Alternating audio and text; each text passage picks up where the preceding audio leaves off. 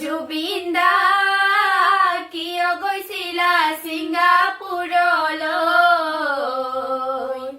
কালহতৰুৱে নিলে তোমাক অচিন দেশলৈ চৰকাৰে কৈছিলে তোমাক ন্যায় দিম বুলি আজিলৈকে ন্যায় নাই আছে কথা দি অহা জনমত জনম লবা ছিংগাপুৰত নিজৰ সপোন পুৰাবলৈ আহিবা অসমলৈ আহি তুমি ন্যায় লবাহি আশা নকৰিবা চৰকাৰে ন্যায় দিব বুলি সকলোৰে